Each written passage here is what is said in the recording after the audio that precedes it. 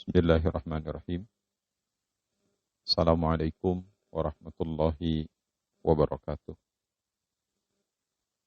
Alhamdulillah, wassalatu wassalamu ala rasulillah wa ala alihi wa mawala. Asyhadu an la ilaha illallah wahdahu la syarikalah wa asyhadu anna Muhammadan abduhu wa rasuluh. Allahumma salli ala Muhammad wa ala ali Muhammad innaka Hamidum Majid. Jamaah sekalian, bapak-bapak, ibu-ibu yang dirahmati Allah Subhanahu wa taala. Alhamdulillah kita sudah bisa bertemu kembali. Mudah-mudahan pertemuan ini memberikan berkah buat kita semua.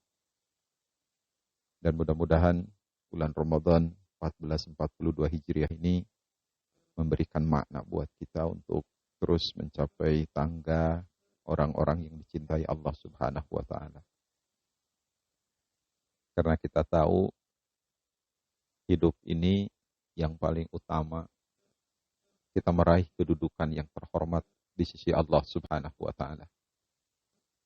Salah satu meraih kedudukan terhormat di sisi Allah adalah dengan menjadi kekasih Allah. Kalau kita sudah menjadi kekasih Allah Subhanahu wa taala, ketenangan dalam beribadah, kesyahduan dalam melakukan ketaatan kepada Allah akan kita rasakan. Dan kita tahu di antara karakter orang beriman, kalau kita lihat di dalam Al-Quran, orang beriman itu sangat keras cintanya kepada Allah Subhanahu wa taala. Di dalam surat Al-Baqarah, Allah Subhanahu wa taala menjelaskan, A'udzu billahi minasyaitonir rajim. Wa minan nasi may yattakhidhu min dunillahi andada yuhibbunahum ka hubbillah. Di antara manusia itu ada yang menjadikan selain Allah sebagai tandingan. Yuhibbunahum ka hubbillah. Mereka mencintai tandingannya itu seperti mereka mencintai Allah. Walladzina amanu, adapun orang-orang yang beriman, asyaddu hubban lillah, sangat keras cintanya kepada Allah. Kenapa orang-orang beriman sangat keras cintanya kepada Allah? Salah satu hal yang membuat orang beriman sangat keras cintanya kepada Allah, karena orang-orang beriman menyerahkan totalitas hidupnya untuk Allah. Inna salati wa nusuki wa mahyaya wa mamati lillahi rabbil alamin. Inilah wujud kecintaan orang beriman kepada Allah. Sesungguhnya salatku, ibadahku, hidup dan matiku hanya untuk Allah Subhanahu wa taala. Ini bapak-bapak, ibu-ibu, yang membuat orang beriman itu sangat keras cintanya kepada Allah. Totalitas hanya untuk yang dicintai. Dan kita bisa menemukan ya di dalam ayat yang lain, surat At-Taubah, cinta utama kita hanya 3. Ini disebutnya maratibul mahabbah. Dalam surat At-Taubah, Allah Subhanahu wa taala mengingatkan kita semua. Qul in kana aba'ukum wa abna'ukum wa ikhwanukum wa azwajukum wa ashiratukum wa amwalun iktaraftumuha wa tijaratun takhshawna kasadaha wa masakinu tardawnaha ahabba ilaikum minallah wa rasulih wa jihadin fi sabilihi fatarabbasu hatta ya'tiyallahu bi amrih wallahu la yahdil qaumal fasiqin.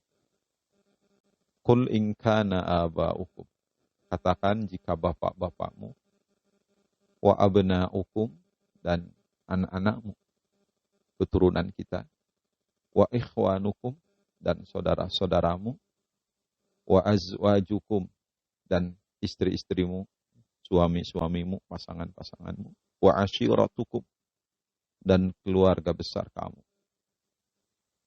wa amwalun iqtaraftumuha, dan harta yang kau usahakan, wa tijaratun takhshawna kasadaha, dan perniagaan yang kau takutkan, khawatirkan kerugiannya, wa masakinu tardawnaha ahabba ilaikum, dan tempat-tempat tinggal yang engkau ridhoi. Semua itu ahabba ilaikum, lebih engkau cintai, minallah, daripada Allah, wa rasulihi, daripada Rasul Allah, wa jihadin fi sabilihi, daripada jihad di jalan Allah, fatarabbasu, tunggu oleh kalian, hatta ya'tiyallahu bi amri, sampai Allah mendatangkan urusannya. Di dalam salah satu tafsir disebutkan sampai Allah mendatangkan siksanya. Wallahu la yahdil qaumal fasikin, dan Allah tidak akan memberikan hidayah kepada orang yang fasik. Jadi kalau kita lihat di sini, bapak-bapak, ibu-ibu, bahwa maratibul mahabbah itu pertama kepada Allah, kemudian kedua kepada Rasul Allah, kemudian yang ketiga berjihad di jalan Allah. Setelah itu kemudian kepada orang tua kita, kemudian kepada anak-anak kita, kemudian kepada saudara-saudara kita, kemudian kepada pasangan hidup kita, istri kita, suami kita, kemudian kepada keluarga besar kita, kemudian kepada harta kita, setelah itu kemudian kepada bisnis, dan kemudian kepada tempat tinggal. Ini maratibul mahabbah. Dan Allah merupakan puncak mahabbah kita, puncak cinta kita, puncak rindu kita. Itu Allah Subhanahu wa ta'ala. Nah, mudah-mudahan di bulan Ramadan ini merupakan bentuk totalitas cinta kita kepada Allah Subhanahu wa ta'ala. Karena kita melakukan saum untuk Allah Subhanahu wa ta'ala. Kullu amal ibni Adam lahu illa siyam, fa innahu li. Segenap amal anak Adam itu milik dia, kecuali saum. Saum itu untukku. Nah, ini bapak-bapak, ibu-ibu, mudah-mudahan kita menjadi kekasih Allah.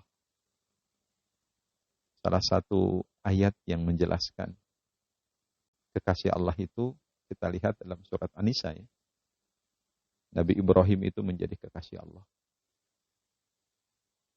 Wa man ahsanu dinam mimman aslama wajhahu lillahi wa huwa muhsin.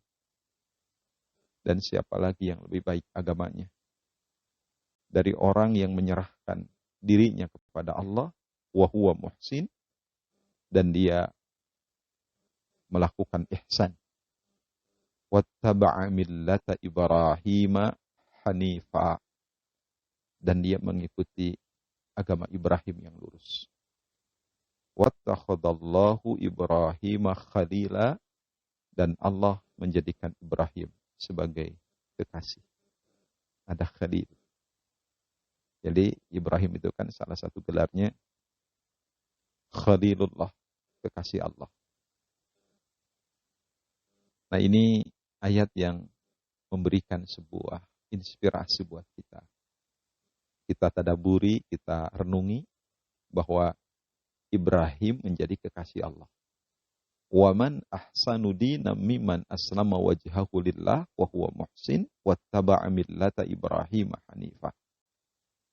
Jadi orang yang baik agamanya itu adalah orang yang aslama wajhahu lillah. Orang yang menyerahkan diri kepada Allah Subhanahu wa ta'ala, wa huwa muhsin, dia berbuat baik, wattaba'a millata Ibrahim hanifah, dan dia mengikuti milah Ibrahim, agama Ibrahim hanifah, lurus. Nah, setelah itu wattakhadallahu Ibrahim khalila, Allah jadikan Ibrahim sebagai kekasih. Kekasih Allah. Maka di dalam kitab At-Tadhkirah fi Ahwadil Mauta wa Umuril Akhirah, ya, yang ditulis oleh Imam Al-Qurtubi, diceritakan bentuk kedudukan kekasih Allah. Saat itu diriwayatkan malakal maut datang kepada Nabi Ibrahim Khalilur Rahman Azza wa Jalla liyaqbida ruhahu, untuk mencabut nyawanya, ruhnya. Ibrahim, akan aku cabut nyawamu. Faqala Ibrahim, kemudian Ibrahim mengatakan, ya malakal maut, hal ra'aita khalilan yaqbid ruha khalilihi. Hai malakal maut, apakah ada seorang kekasih yang akan mencabut nyawa kekasihnya? Karena Ibrahim sudah dijadikan oleh Allah kekasih Allah. Apakah ada seorang kekasih yang akan mencabut nyawa kekasihnya? Mendengar kata-kata itu, kemudian fa'araja malakul maut alaihi ila rabbih. Fa'araja malakul mauti alaihi salam ila rabbih. Maka naik lagi itu. Malakul maut itu bertemu dengan Allah Subhanahu wa taala, menceritakan bahwa Ibrahim tidak mau dicabut nyawa, dan Ibrahim mengatakan, apakah ada seorang kekasih yang akan mencabut nyawa kekasihnya? Faqala lahu, maka Allah mengatakan kepada malaikat, qul lahu, katakan kepada Ibrahim, hal ra'aita khalilan yakrahu liqa'a khalilihi. Apakah ada seorang kekasih yang tidak mau bertemu dengan kekasihnya? Maka kata-kata itu kemudian disampaikan oleh malaikat kepada Ibrahim. Ibrahim, kalau engkau menjadi kekasih Allah, apakah ada seorang kekasih yang tidak mau bertemu dengan kekasihnya? Setelah itu kemudian Ibrahim mengatakan, iqbid ruhis sa'ah, cabutlah nyawaku sekarang juga. Jadi perjumpaan kekasih dengan kekasih. Jadi orang-orang yang menjadi kekasih Allah, dia menghadapi sakaratul maut dengan tenang. Maka Hayyan bin Al-Aswad mengatakan, al-mautu jisrun yuwassilul habib ilal habib. Bahwa kematian itu merupakan jembatan yang menghubungkan kekasih dengan kekasih. Nah ini Bapak-bapak, Ibu-ibu, jadi kalau kita menjadi kekasih Allah, maka kerinduan kita untuk bertemu dengan Allah Subhanahu wa taala. Kalau kita melihat di dalam salah satu ungkapan para ulama, kita kutip kitab Nasaihul Ibad, pernah dikatakan kepada Nabi Ibrahim, qila li Ibrahim alaihi salam, bi ayyi syai'in ittakhadhakallahu khalila. Pernah dikatakan kepada Nabi Ibrahim, dengan apa Allah menjadikan engkau sebagai seorang kekasih? Jadi kenapa Allah menjadikan engkau sebagai kekasih, hai Ibrahim? Nah, qala, Ibrahim mengatakan, bitalasati asya. Aku dijadikan kekasih oleh Allah itu dengan 3 perkara. Jadi 3 perkara inilah, kalau kita lihat kitab Nasaihul Ibad, yang menjadikan Ibrahim menjadi kekasih Allah Subhanahu wa taala. Yang pertama, ikhtartu amrallah ala amri ghairihi. Aku memilih perintah Allah di atas perintah yang lain. Maksudnya, aku senantiasa mendahulukan perintah Allah daripada perintah yang lain. Ini yang menjadikan Ibrahim menjadi kekasih Allah. Yang kedua, wa mahtamamtu bima taqaffadallahu li. Aku tidak pernah ragu terhadap apa yang Allah jamin untukku. Aku tidak pernah sangsi terhadap apa yang telah Allah jaminkan apapun untukku. Rizki apapun aku nggak pernah ragu. Itu kata Nabi Ibrahim yang nomor 2. Dan yang ketiga, kata Nabi Ibrahim dalam kitab itu, yang membuat Ibrahim menjadi kekasih Allah itu, wa ma ta'asyaitu wa ma taghaddaitu illa ma'ad dhaif. Aku tidak pernah makan malam atau makan siang kecuali bersama tamu. Itu bapak-bapak, ibu-ibu. Jadi kalau kita melihat cara Allah menjadikan Ibrahim menjadi kekasih, menurut kitab Nasaihul Ibad ada 3. Yang pertama, memilih mendahulukan perintah Allah daripada perintah yang lain. Ketika azan sudah berkumandang, kita dahulukan perintah Allah. Keinginan-keinginan Allah kita dahulukan daripada keinginan diri kita sendiri. Karena kita tahu kekasih akan mendahulukan apapun yang diinginkan oleh kekasih. Yang kedua, Ibrahim tidak pernah ragu terhadap apa yang dijaminkan Allah untuk dia. Kalau sudah ditanggung Allah, maka Ibrahim tidak ragu. Dia lakukan perintah Allah karena Allah menanggungnya. Kalau kita ingin menjadi kekasih Allah, jangan pernah ragu terhadap apa yang Allah tanggung buat kita. Kalau kita sedekah, Allah turunkan pengganti. Jangan pernah ragu. Kalau kita ingin menjadi kekasih Allah. Kalau Allah memerintahkan kita, keluarkan harta. Allah tanggung, sedekah diganti dengan Allah, oleh Allah dengan lipatan-lipatan dan puluhan ribu, jutaan berjutaan lipatan yang Allah berikan buat kita. Jangan pernah ragu. Dan yang ketiga, Nabi Ibrahim itu senantiasa memberikan kesenangan kepada orang lain, menanggung orang lain. Wa ma ta'asyaitu wa ma taqadaitu illa ma'adai. Aku tidak pernah makan kecuali bersama tamu. Artinya apa? Semangat Ibrahim itu semangat mentraktir orang. Dia ingin memberikan kebahagiaan buat orang lain. Dia tidak ingin senang sendiri. Dia ingin senang bersama-sama. Jadi kalau kita ingin menjadi kekasih Allah, senangkan orang lain. Siapa orang yang paling dekat dengan kita? Anak-anak kita, istri kita, suami kita, saudara kita, senangkan. Ibrahim sudah melampaui apa? Menyenangkan tamu, menyenangkan orang lain. Berarti kalau Ibrahim sudah bisa menyenangkan orang lain, istri anak-anaknya pasti lebih senang daripada tamu itu. Nah ini bapak-bapak, ibu-ibu, jamaah yang dimuliakan oleh Allah Subhanahu wa Ta'ala. Kita ingin menjadi kekasih Allah. Kalau kita lihat kitab Nasaihul Ibad ini, kita ikuti jalan yang pernah dilalui oleh Nabi Ibrahim.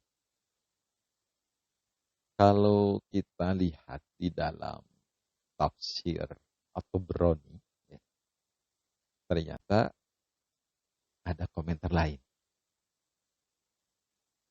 Di dalam tafsir ini disebutkan Ibrahim dijadikan kekasih oleh Allah itu karena Ibrahim sudah melampaui ujian-ujian yang Allah berikan kepada beliau. Bahasa kitanya Ibrahim lulus diuji oleh Allah. Kemudian Ibrahim menjadi kekasih Allah. Imam At-Tabrani memberikan penjelasan ini ketika beliau mengomentari surat Al-Baqarah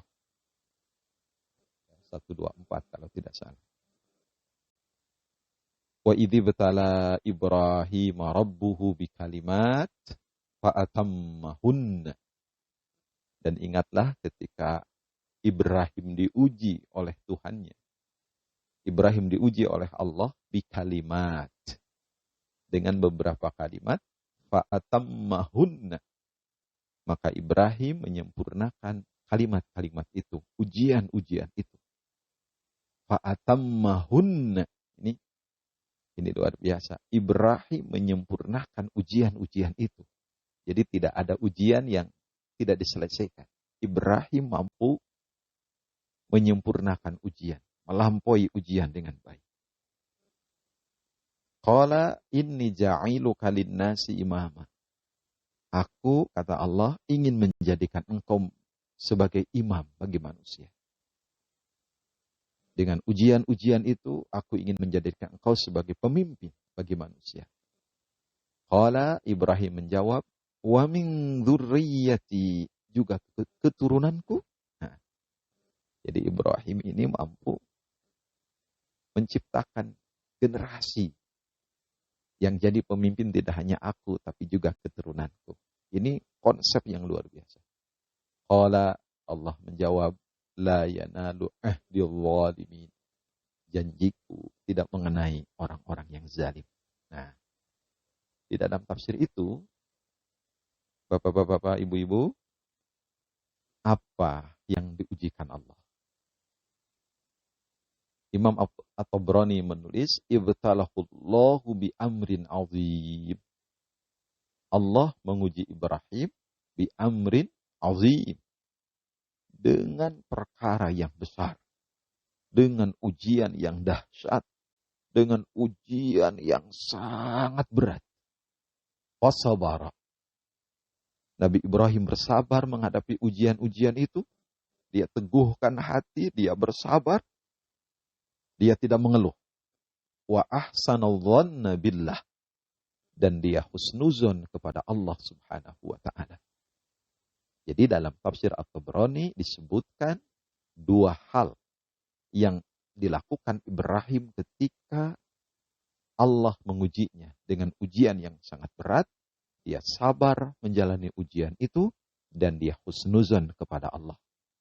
Husnuzon berpikir positif bahwa Allah memberikan ujian pasti ada jalan keluar. Allah memberikan ujian pasti untuk menyelamatkan Ibrahim, bukan untuk memberikan derita buat Ibrahim. Husnuzon. Ada dua hal, sabar dan husnuzon. Apa saja ujian itu? Yang pertama ujian mencari Tuhan. Ujian teologi. Fa'awwalu dhalikal kawkabu wal qamaru wasyamsu. Yang kita tahu di dalam Al-Quran disebutkan Ibrahim mencari Tuhan. Mencari bagaimana dia mencari Tuhan. Ujian iman. Ibrahim melihat bintang-bintang yang sangat jauh. Ini mungkin Tuhanku.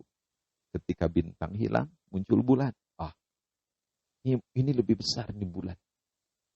Karena kalau dalam pandangan mata kan bulan lebih besar. Setelah bulan tidak ada, kemudian muncul matahari. Ini lebih besar lagi, kata Ibrahim. Tapi hilang. Kata Ibrahim, aku tidak suka yang hilang. Sampai Ibrahim kemudian berkesimpulan, inni wajahtu wajhiya lilladzi fataras samawati wal ardh. Aku hadapkan wajahku kepada yang menciptakan langit dan bumi. Ini ujian ini. Mencari Tuhan. Ini berat. Tidak semua orang bisa melampaui, menggunakan nalarnya untuk mencari keberadaan Allah sampai dia beriman. Setelah itu, ujian dakwah. Tsumman naru. Kemudian Ibrahim diuji dengan api. Dia dilemparkan ke dalam api karena dakwah kepada Raja Namrud. Nah, ini ujian dakwah. Maka orang-orang yang berdakwah, siapapun, itu bakal menghadapi ujian. Ujiannya Ibrahim dimasukkan ke dalam api. Tapi Allah berkehendak, faja'alaha alaihi bardaw wassalaman. Kemudian Allah jadikan api itu menjadi dingin dan menyelamatkan Ibrahim. Kuasa Allah. Seorang da'i diuji oleh Allah, Allah memberi jalan keluar. Api yang sangat panas, Allah dinginkan. Dalam ayat Quran ya, dikatakan, ya nar, kuni bardaw wassalaman ala Ibrahim. Setelah itu, ujiannya ada lagi apa? Meninggalkan keluarga yang dicintai. Thumma bil hijrati min ahlihi wa waladihi.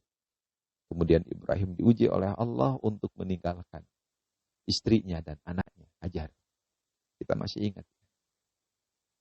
Ibrahim ingin anak. Lama nggak punya anak. Sudah punya anak dari Hajar. Kemudian Allah memerintahkan untuk menyimpan Hajar Ismail di bak. Kemudian setelah disimpan, kemudian Ibrahim disuruh berangkat oleh Allah. Ketika Ibrahim itu berangkat itu kan, meninggalkan Hajar. Itu kata Sayyidah Hajar, Ibrahim, mau kemana engkau? Mau kemana engkau?